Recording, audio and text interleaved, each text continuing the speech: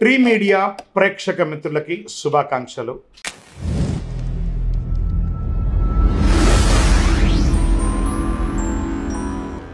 సూర్యుడు పితృదేవతల్ని దూషిస్తే రవికి కోపమట. సూర్యదేవునికి ఎదురుగా మలమూత్రాదులు విసర్జించడం, దంతం పళ్ళు దోముకోవడం, ఎంగిలి ఉమ్మడం సూర్యుని చూస్తూ చేయకూడదట. చంద్రగ్రహం అద్దం పుట్టడానికి చంద్రుడు కారణమట. అందుకే అద్దంలో దిగంబరంగా బట్టలు లేకుండా నిలబడడం, వెక్కిరించడం ఇలాంటి పనులన్నీ చేయకూడదట. దానివల్ల ఆరోగ్య క్షీణం అవుతుంది అంటారు. కుజగ్రహం అప్పు ఎగ్గొడితే కుజుడికి కోపమట. వ్యవసాయ పరంగా మోసం చేస్తే ఊరుకోడట. కాబట్టి వ్యవసాయదారుల్ని చాలా చక్కగా చూసుకోవాలి. బుధగ్రహం బుధుడికి చెవిలో వ్రేళ్ళు పెట్టి తిప్పుకొనడం, ఇలా పెట్టుకోవడం. మనకు తాళాలు ఉంటాయి చూస్తారా, స్కూటర్ తాళం, కారు తాళం, లేకపోతే పిన్నీసు, దాన్ని పెట్టుకొని గిక్కోవడం ఇవన్నీ ఇష్టం ఉండదు బుధగ్రహానికి. అందున బుధవారం అసలే చేయకూడదు. వ్యాపారాన్ని అశ్రద్ధ చేసినా, జ్ఞానం ఉందని విర్రవీగిన బుధుడికి ఇష్టం ఉండదట. గురుగ్రహం సర్వశాస్త్రాలను తెలిపిన గురువు బృహస్పతి ఎవరైనా గురువుని కించపరిచి మాట్లాడితే గురుదేవునికి అనుగ్రహం కలగదట.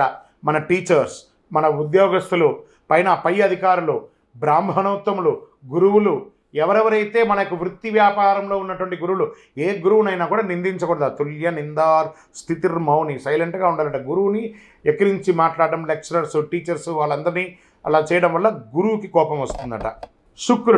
శుక్రుని భార్యాభర్త అగౌరవపరచుకోక, ఆయన కూర్చుకుంటే భార్యాభర్తలు కొట్లాడుకుంటారు కదా, అలా అగౌరవంగా మరి నువ్వెంత, నేనెంత, నువ్వెంత అని ఒకరి మీద ఒకరు అనుమానం పడ్డా, అవమానపరిచిన శుక్రుడి కోపం అంటే ఐశ్వర్య క్షీణం చేస్తాడట. లక్ష్మీదేవి కృప లేకుండా చేస్తాడట.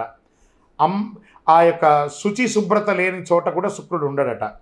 మనుషుల గొడవలు లేని చోట మాత్రమే ఆయన ఉంటారు. మరి శని భగవానుడు శనికి పెద్దల్ని కించపరిచిన, మరుగుదొడ్లు శుచిగా లేకపోయినా చాలా కోపం వస్తుందట. తల్లిదండ్రులని చులకగా చూసినా కోపం వస్తుందట. సేవకు వృత్తి చేసిన, సేవ చేసిన వారిని కాపాడాలని ఆయన కాపాడితే చాలా ఆనందపడతాడట.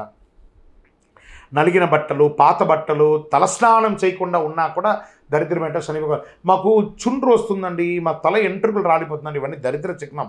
నిత్యం ఎన్నిసార్లు ఉదయం సాయంత్రం స్నానం చేసినా తల మీదకి వెళ్ళి స్నానం చేయడం, పడక మీద నుంచి పడుకొని వస్తాం, మన శుభ్రత కోల్పోయినట్టే కదా.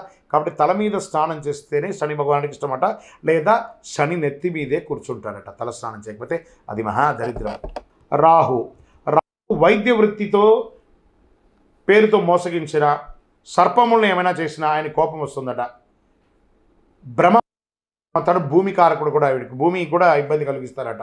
కాబట్టి జాగ్రత్తగా ఉండాలి. మరి కేతువు జ్ఞానం ఉండి కూడా పంచరానికి వెనకబడి, మోక్షకారకుడైన కేతువుకి పెద్దలకు మరణానంతరం చేయవలసిన పితృకర్మలు చేయకపోయినా, మేము బియ్యం ఇచ్చినామండి, పెద్దలు చనిపోతే మాకు తద్దినాలు అలవాట్లేదండి, ఇలాంటి మీ యొక్క బద్ధకానికి, మీ యొక్క సోమరితనానికి అలవాటయ్యి పెద్దల యొక్క కనీసం చనిపోయిన రోజును కూడా గుర్తుపెట్టుకోకుండా ఉంటే ఆ ఇంట్లో అశుభం జరుగుతుందట.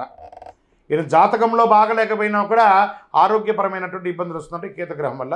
ఇవన్నీ గుర్తుపెట్టుకోవాలి. విజయోస్తు.